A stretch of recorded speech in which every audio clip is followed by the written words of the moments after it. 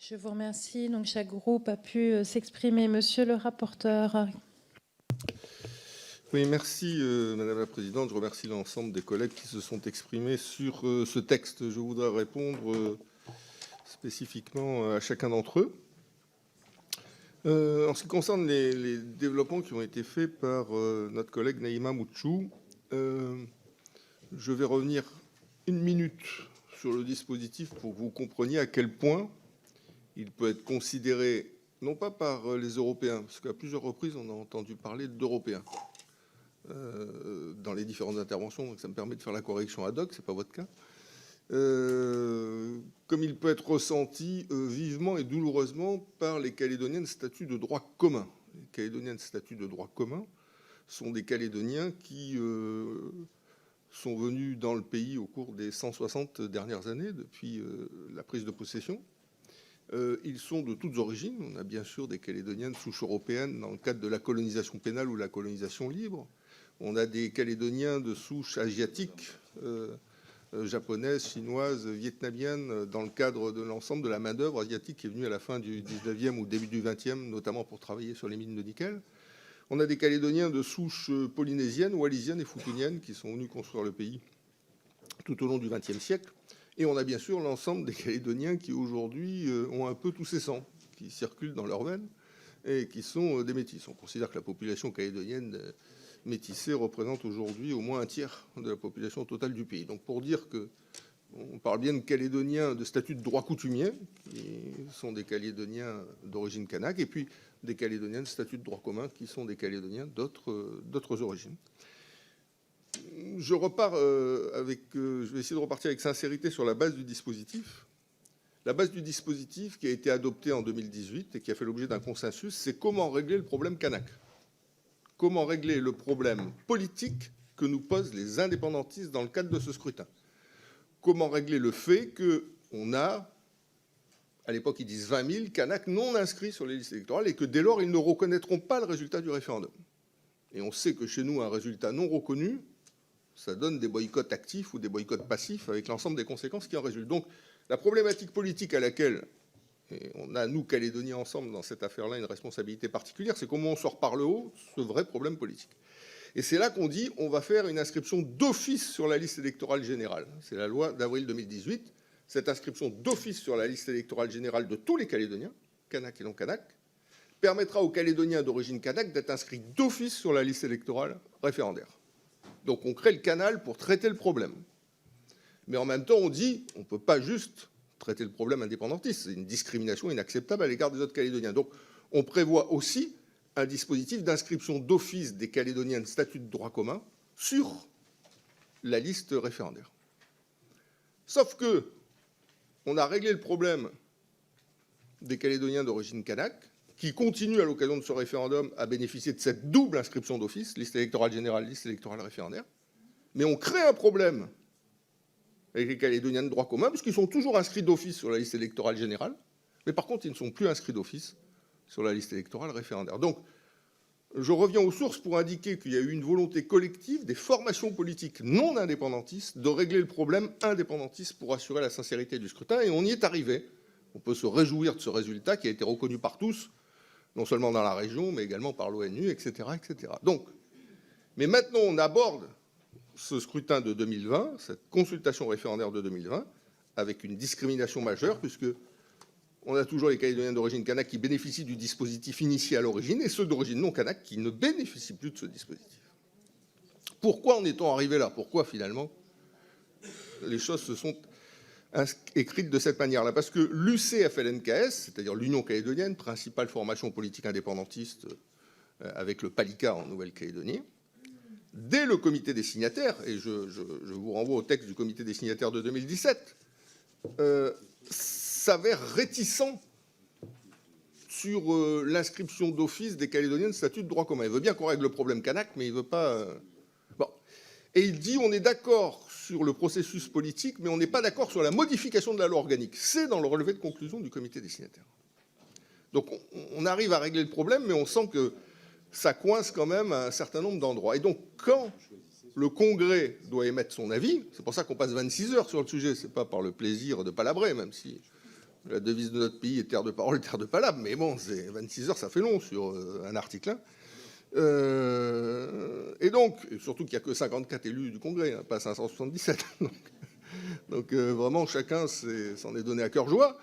On a été au bout de l'exercice. On sait chez nous que ces choses-là sont extrêmement sensibles. Donc voilà, chacun est en responsabilité. Hein. On ne fait pas de la petite politique politicienne à 2 balles, comme parfois on en constate ailleurs. Et donc, vu les réticences de l'Union calédonienne sur la modification de la loi organique, tout le débat, ça a été on va circonscrire cette affaire d'inscription des Calédoniens de droit commun à l'année de la consultation. Pourquoi d'abord? Qui dit qu'il va y avoir d'autres consultations? Il faut qu'elles soient demandées, elles ne sont pas automatiques. Deuxièmement, il y a des indépendantistes qui disaient mais ce n'est pas la peine de le prévoir pour les 3 référendums, il n'y en aura qu'un et on n'aura qu'un acquis, donc ça sera réglé. Ce n'est plus la peine de vous ennuyer avec ces inscriptions sur les listes électorales. Et puis il y avait d'autres indépendantistes qui, eux, voyaient tout à fait que ça puisse être inscrit sur les 3 consultations. Je vais citer ces pages 67 du journal officiel de la Nouvelle-Calédonie qui détaille l'ensemble des débats du Congrès. M. Ouachetine, donc, qui est le porte-parole du PALICA, qui dit qu'il rappelle la possibilité d'une pluralité de référendums qui a été envisagée.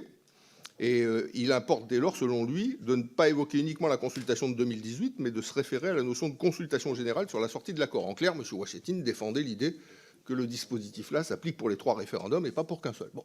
Mais le problème, ce n'était pas le PALICA, le problème, c'était l'Union calédonienne. Donc, voilà pourquoi, à la fin de l'avis du Congrès, on a fini par réécrire l'article pour trouver un point d'équilibre qui satisfasse l'Union calédonienne et qui nous permette d'aller de manière plus sereine vers ce référendum. Aujourd'hui, à l'occasion du comité des signataires, il n'y a pas eu de consensus. Un certain nombre sont intervenus pour dire le consensus du dernier comité des signataires. Il y a eu strictement 0 consensus. C'est ce qui, quand même, singularise ce comité des signataires par rapport à tous les autres comités des signataires. On ne peut pas dire, comme d'habitude, il y a eu le consensus, le dialogue, alors voyez, on ne va pas toucher à ça. Il y a 0 consensus. C'est pour ça que moi, je me permets de déposer cette proposition de loi. Il y a 0 consensus. Il est dit exactement ceci. L'avenir en confiance, c'est Calédonie Ensemble. L'avenir en confiance, c'est Calédonie Ensemble. C'est 24 élus au Congrès de la Nouvelle-Calédonie, c'est-à-dire quasiment la majorité du Congrès de la Nouvelle-Calédonie, estime inacceptable, le terme n'est pas employé par hasard, qu'il y ait une différence de traitement s'agissant de l'inscription sur la liste référendaire entre les personnes relevant du statut coutumier et les personnes de droit commun. Donc ça, c'est quand même la marque d'un désaccord de fond, et pas que cosmétique, de fond. À ce titre, l'Avenir en confiance et Calédonie Ensemble ont demandé, comme en 2018, une modification de la loi organique visant à inscrire d'office les natifs ayant une durée de résidence de 3 ans. Donc, après, je ne sais pas quelles sont les sources visiblement percées d'un certain nombre de collègues qui sont intervenus au type du groupe GDR ou du groupe Territoire et Liberté. Mais la totalité, je ne dis pas la majorité, je dis la totalité des élus non indépendantistes du Congrès, la totalité des élus non indépendantistes du Congrès sont opposés à la discrimination qui a été actée lors du dernier comité des signataires et ont d'ailleurs rédigé une lettre qu'ils ont adressée au président de l'Assemblée nationale, sous leur signature, indiquant qu'ils soutenaient la proposition de loi organique qu'aujourd'hui je défends devant notre commission. Donc il n'y a pas une majorité qui que quoi en Nouvelle-Calédonie qui serait finalement... Non, l'ensemble des non-indépendantistes soutiennent la proposition de loi et ils l'ont écrit au président de l'Assemblée nationale. Ce ne serait peut-être pas inutile d'ailleurs si c'était possible que cette lettre soit diffusée aux membres de la commission pour leur parfaite information de façon à contrecarrer d'autres sons de cloche qui sont erronés. Alors, quand on fait le comité des signataires, l'État nous dit que nenni, on va régler le problème. Puisqu'on sent que c'est un peu difficile entre vous, là, on va mettre en place une procédure qui va nous permettre de faire comme si on pouvait les inscrire d'office. Donc là, on peut se dire sur le principe, c'est dommageable, mais la pratique, ce sera le même résultat. Donc, acceptons la rupture en termes de principe, mais soyons pragmatiques et considérons que les résultats seront quand même à la sortie.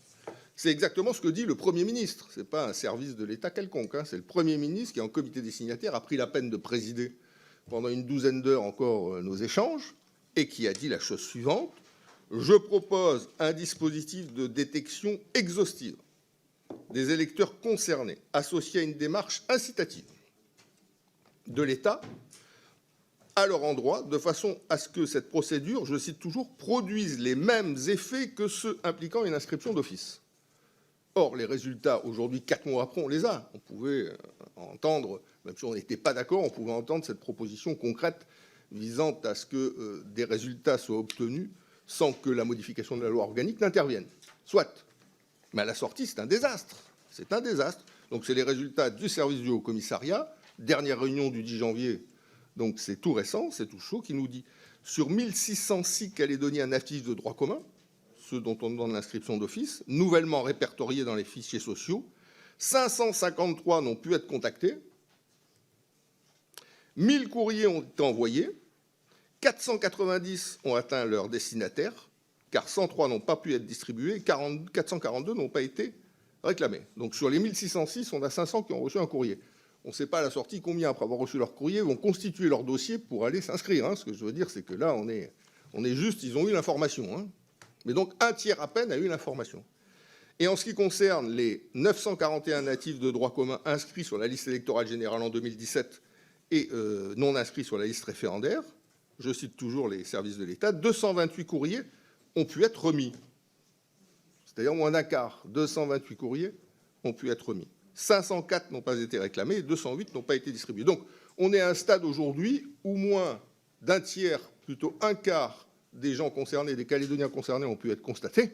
Et donc, à la sortie, vous imaginez que probablement 5 à 10% du total de ceux qui auraient dû être inscrits d'office finiront par s'inscrire. Donc, la proposition de l'État est un échec total. Et on n'aboutit pas du tout au même résultat que celui qu'on aurait pu espérer dans le cadre d'une inscription d'office. Donc voilà les éléments que je souhaitais apporter en ce qui concerne Mme Naïma Mouchou. En ce qui concerne les interventions de M. Philippe Gosselin, pas Philippe Gomez, Philippe Gosselin. Oui, c'est ça, ça trompe.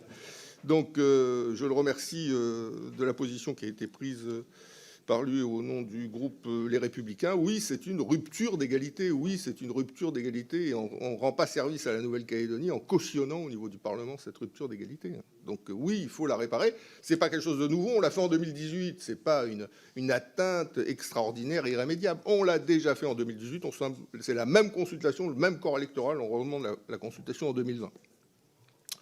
Sur M. Philippe Latombe, qui s'est inquiété de la date du référendum, on ne va pas pouvoir faire ce qu'on devait faire parce que c'est le 6 septembre.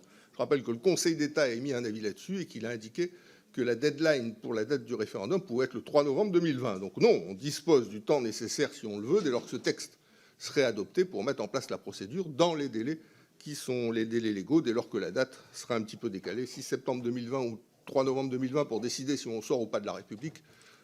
Ça mérite, le cas échéant, de prendre les quelques semaines nécessaires pour assurer la sincérité du scrutin. Je remercie également notre collègue Hervé Solignac et notre collègue Michel Zumkeller pour leur intervention. Oui, le risque le plus important, c'est celui de l'illégitimité du résultat. Si une part de la population calédonienne, celle qui est défavorable à l'indépendance, qui est principalement de droit commun, considère que le résultat obtenu le 6 septembre 2020 n'est pas légitime parce que finalement, on a favorisé ceux qui sont favorables à l'indépendance et défavorisé ceux qui y sont défavorables. À partir de ce moment-là, je crois qu'on n'a pas réglé un problème, on en a créé un autre. Donc oui, la question de la légitimité du résultat est une question essentielle. Enfin, et j'en terminerai par là, je m'excuse Madame la Présidente d'être un peu long, sur l'intervention de M. Molac, donc je redis que la totalité des non-indépendantistes sont défavorables au dispositif qui a été acté par l'État à l'occasion du comité des signataires et qu'il n'y a pas de compromis qui a été trouvé au comité des signataires. C'est au contraire un constat de désaccord qui a été fait, ce qui est exceptionnel, puisque habituellement, effectivement, c'est au bout du compte un compromis qui est trouvé après souvent des temps un petit peu longs. Donc voilà, Madame la Présidente, Mesdames et Messieurs, chers collègues, les éléments d'information que je souhaitais porter à votre connaissance à la suite de vos interventions dont je vous remercie.